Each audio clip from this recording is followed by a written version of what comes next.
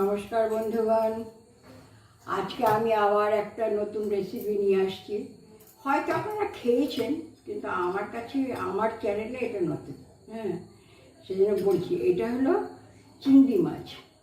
এই দেখুন চিংড়ি মাছ, এই যে আমি 8-10টার মতন চিংড়ি মাছ নিয়েছি, আর এর মধ্যে কাঁচা লঙ্কা দিয়েছি, একটুখানি আদা গ্রেট করে দিয়েছি, আর একটু নুন দিয়ে আমি মিক্সিতে একটু পেস্ট করে নেব। মিক্সিতে পেস্ট করে পরে হাফ টিস্পুন আমি কর্নফ্লাওয়ার মেশাবো। আগে পেস্ট করে নিই।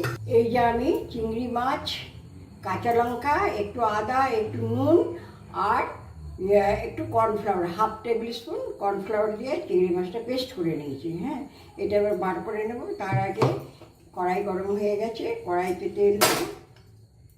তেল দেবো পরিমাণ মতন। তেল দিয়ে এই ঝিঙ্গাটা দেখছেন, যে এই ঝিঙ্গাটা আমার নিজের বাগানের একটা ঝিঙ্গা, কিন্তু তার পরিমাণ দেখুন কত বড় হয়েছিল। আসলে কদিন বৃষ্টি হচ্ছিল তো আমি ছাড়িয়ে যেতে পারছিলাম না, সেই জন্য ঝিঙ্গাটা একটু বড় হয়ে গেছে, কিন্তু বুড়ো হয়নি। বড় হয়ে গেছে কিন্তু বুড়ো হয়নি। সেই ঝিঙ্গাটা দিয়ে রান্না করব। কড়াইটা তেল গরম হয়ে গেছে, এবার আমি এই ঝিঙ্গাটা একটুখানি সাঁতলায় তুলে রেখে দেবো।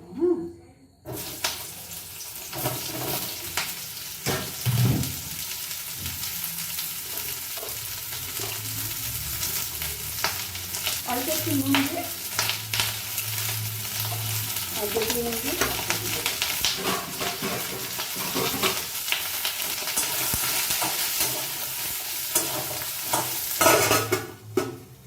আচ্ছা, এবার আপনাকে দেখাচ্ছি আমি এই যে পেস্টটা বার করছি একটা বাসনে।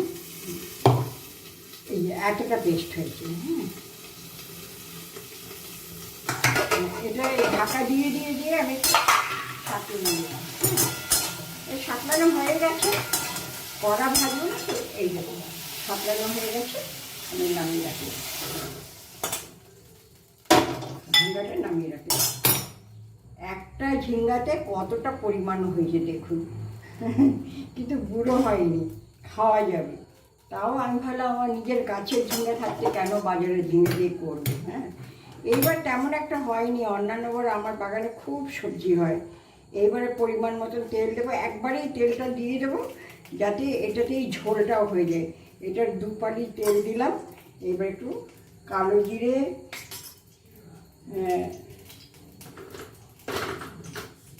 তেলটা গরম হলে কালো জিরে দেবো, তেজপাতা দেবো, আর এই যে হাফ চামচ লঙ্কার গুঁড়ো, হাফ চামচ হলুদের গুঁড়ো, হাফ চামচ জিরে ধনের গুঁড়ো, আর একটুখানি আদা বাটা।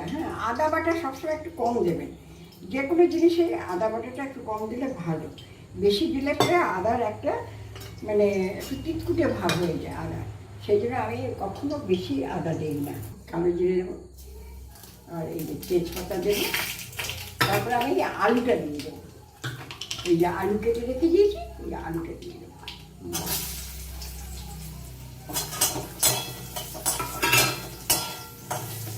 আলুটা একটু সাঁতলে নেব। আর এই মশলাটাও আমি একটুখানি একটু জল দিয়ে এইটুকুনি। এর মধ্যে কিন্তু টমেটো দেবো না, যেহেতু ঝিঙ্গা দিয়েছি সেজন্য টমেটো দেবো না। সব কিছুতে টমেটো ঠিক মানায় না। আমাদের তো আগের দিনে ঠাকুমা, কাকিমা, জেঠিমারা, মা, এরা তো কেউ আর টমেটো দিয়ে রান্না করতেন না। এখন আমরা সবাই বেশিরভাগই টমেটো দিয়েই রান্না করি, কিন্তু তাদের রান্নার স্বাদ কিন্তু খুব ভালো হতো। কাঠের জালে রান্না হতো, দারুণ সুন্দর টেস্ট হতো। কিন্তু এখন আমরা তো টমেটো দিই, কিন্তু এই সমস্ত জিনিসে আমি টমেটো দিই না। এইবারে আলুটা দেখুন হয়ে গেছে, সুন্দর সাঁতলানো হয়ে গেল। কড়া তো ভাজবে না, সাঁতলানো। এইবারে আমি এই যে মশলাগুলোটা গুঁড়ে রেখেছিলাম, এই মশলাগুলোটা আগে যেটা বাটা মশলাই হতো, এখন তো আর বাটা মশলা করার মতো ক্ষমতা নেই। যাই হোক, এরপরে কী করবো, এই মশলা যখন দেওয়া হবে তখন না পরিমাণ মতন একটু নুন দিয়ে দেবো। যদি প্রয়োজন হয় আবার দেওয়া যাবে, প্রয়োজন না হলে আর দেবো না। একটু কম করেই দেওয়া ভালো, বেশি হয়ে গেলে আবার বাজে লাগে খেতে। দরকার হলে আবার দেওয়া যাবে। এটার মধ্যে যেহেতু যেই জিনিসটা আমি করবো, এই চিংড়ি মাছের এটার নাম হলো চিংড়ি মাছের জল বড়া। হ্যাঁ, জলটা যখন টকবক করে ফুটবে তখন আমি এই পেস্টটা গোল গোল গোল গোল করে ছেড়ে দেবো। হ্যাঁ, তাহলে হয়ে যাবে এটা চিংড়ি মাছের জল বড়া। এই যেমন মশলাটা কষানো, মশলা যখনই দেখবে এরকম তেল ছেড়ে আসবে কড়াইতে, এই যে মশলাটা দেখতে পাচ্ছেন তেল ছেড়ে আসছে কড়াইতে, এই তেল ছেড়ে আসছে, তার মানে মশলাটা কষানো হয়ে গেছে। এই দেখুন তেল ছেড়ে এসছে, এই যে আমি ভালো করে আপনাদের দেখিয়ে দিলাম। হ্যাঁ, কিছু করে দেখিয়ে দিলাম, মশলা তেল ছেড়ে এসছে। এইবারে আমি পরিমাণ মতন জল দেবো এটাতে, জল দিলাম পরিমাণ মতন। এতটা যতটা আপনি ঝোল রাখবেন মনে করবেন তার থেকে একটু বেশি দেবেন। হ্যাঁ, কারণ জলটা ফুটবে, সবজি সেদ্ধ হবে, তারপরে যেই বড়াটা দিচ্ছি সে আবার জল টেনে নেবে। আমি এই যে এই পরিমাণ জল দিয়েছি, দেখুন এই মগটার প্রায় 1 মগের মতন জল ছিল, হাফ মগ জল দিয়েছি। হ্যাঁ, আরেকটু দিচ্ছি আমি। হ্যাঁ, আর এই দিয়ে দিলাম। হ্যাঁ, প্রায় এই পৌনে এক মগ আর কি, 1 লিটার লাগলো আমার জল।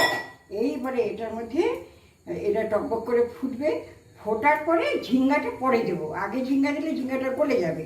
এখন আমি ঢাকা দিয়ে এটাকে ফুটাই, যখন ফুটবে তখন হলো আমি এই চিংড়ি মাছের পেস্টটা গোল গোল করে বড়ার মতন করে, বড়ির মতন করে ছেড়ে দেবো।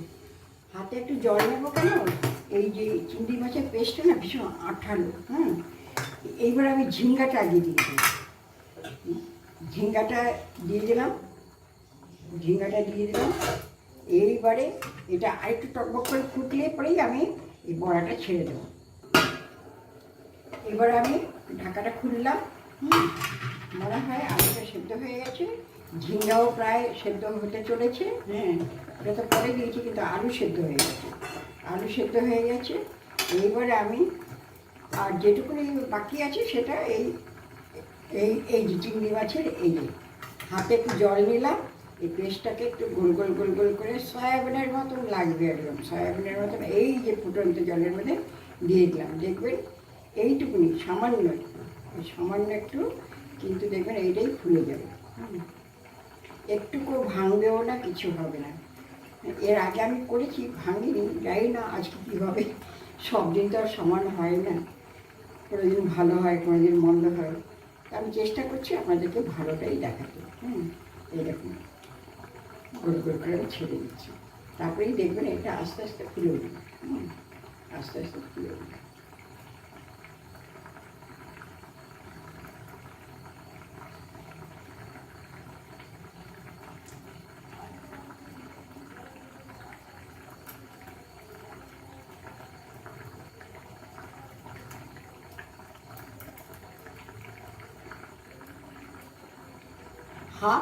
আমি হাফ টিস্পুন একটুখানি চিনি দিয়ে দিলাম। হাফ টিস্পুন চিনি দিয়ে দিলাম।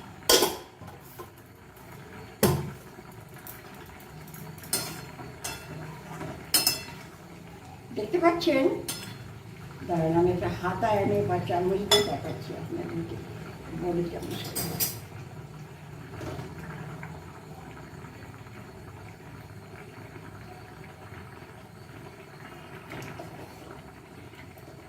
দেখুন, দেখতে পাচ্ছেন কেমন সুন্দর ফুলে উঠেছে, যেন সয়াবিনের বড়া। হ্যাঁ, সয়াবিনের মতন। এটা খেতেও খুব টেস্ট হয়, বুঝলেন তো, খেতেও খুব টেস্ট হয়। এটা আমি একটু ঢাকা দিয়ে রাখি। হ্যাঁ, যখন কমপ্লিট হয়ে যাবে তখন এই যে 2টো কাঁচা লঙ্কা চিড়ে রেখেছি দেবো, আর একটু ভাজা মশলার গুঁড়ো দিয়ে আমি নামিয়ে রাখবো। একটু ঢাকা দিয়ে একটু সিমে রেখে দিই। এবার আমি ঢাকাটা খুলে দেখি কতদিন কী হলো। বাহ, আমি নিজেটা দেখে নিজেই বলছি বাহ। এবার আপনারা দেখে বললেন বাহ, আপনারাও বলবেন এত সুন্দর হয়েছে দেখতে। আর আমার তো টেস্টটা, আর এখন তো সন্ধ্যাবেলা করছি, আমার হাজব্যান্ড তো চিংড়ি মাছ খায় না, কাজে তাকে দিয়ে তো আমি টেস্ট করাতে পারবো না, আমার নিজেকেই টেস্ট করতে হবে। আচ্ছা, এইবারে এটাকে বেশি নাড়াঘাটা করবো না, তাহলে বড়াগুলো ভেঙে যাওয়ার ভয় আছে। এইবারে আমি কাঁচা লঙ্কা 2টো দিয়ে দিলাম। আর হলো এই একটুখানি ভাজা মশলার গুঁড়ো দিয়ে নামিয়ে দেবো। আর কিচ্ছু দেবো না, আর কিচ্ছু দেবো না, আর কিছু দেবো না। একটু অসতর্কতাতে দুই একটা ভেঙে গেল, হ্যাঁ, কিন্তু একটু সাবধানে করবেন, দেখবেন একটা বড়াও আপনার ভাঙবে না। হ্যাঁ, আপনাদের সঙ্গে কথা বলছিলাম, একটু অন্যমনস্ক হয়ে গেছে। এইটুকুনি ঝোল আমাকে রাখতেই হবে, কারণ বড়াটা না ঝোলটাকে টেনে নেবে। হ্যাঁ, আপনারা দেখে বলুন, খাওয়াতে তো পারবো না, দেখে বলবেন।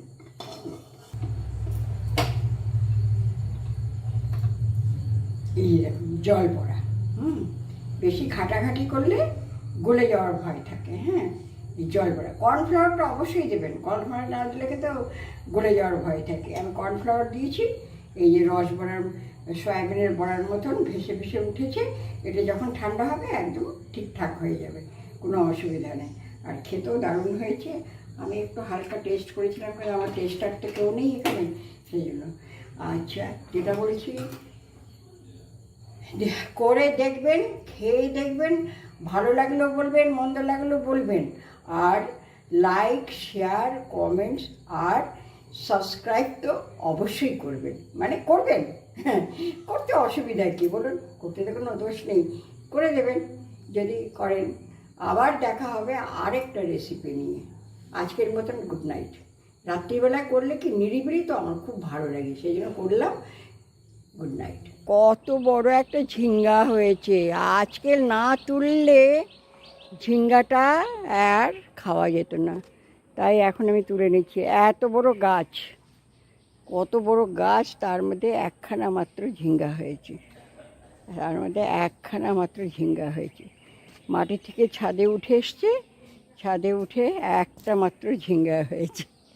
এইবারে ঝিঙ্গাটা কাটবো, কেটে আমি একটা সবজি বানাবো, সেই সবজিটা আপনাদেরকে দেখাবো। ঝিঙ্গাটা কাটছি আমি, এই যে কেটে নিচে না পড়ে যায়। হ্যাঁ, এই যে কাটছি, কেটে আপনাদের দেখাচ্ছি আবার।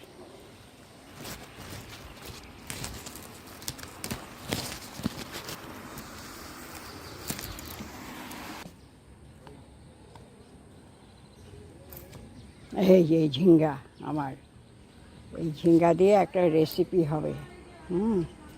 ওকে।